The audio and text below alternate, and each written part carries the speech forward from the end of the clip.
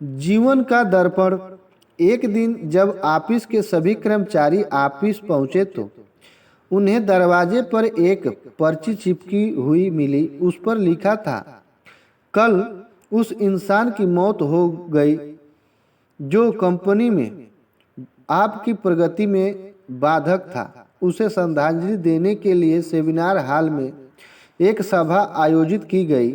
ठीक 11 बजे श्रद्धांजलि सभा में सबका उपस्थित होना अपेक्षित है। अपने एक सहकर्मी की मौत की खबर पढ़कर पहले तो सभी दुखी हुए, लेकिन कुछ देर बाद उन सब में ये जिज्ञासा उत्सव होने लगी कि आखिर वह कौन था जो उनकी और कंपनी की प्रगति में बाधक था। 11 बजे सेमिनार हॉल में कर्मचारियों का आना आरंभ हो गया। धीरे धीरे वह इतनी भीड़ जमा हो गई कि उसे नियंत्रण करने के लिए सिक्योरिटी गार्ड की व्यवस्था करनी पड़ी।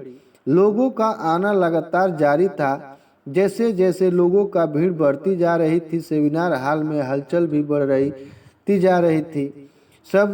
सबके दिमाग में बस यही चल रहा था, आखिर वो कौन था जो कंपनी में मेरी प्रगति पर लगाम लगाने पर तुला हुआ था। चलो, एक तरह से ये अच्छी ही हुआ कि वो मर गया।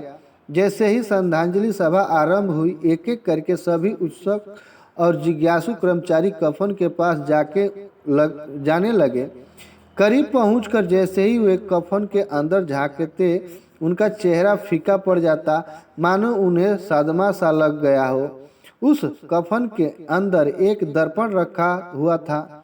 जो भी उसमें झांककर देखता उसे उसमें अपना ही अक्स नजर आता। उस दर्पण पर एक पर्ची भी चिपकी हुई थी, जिस पर कुछ ऐसा लिखा था जो कि सबकी आत्मा को झकझोर रखा था।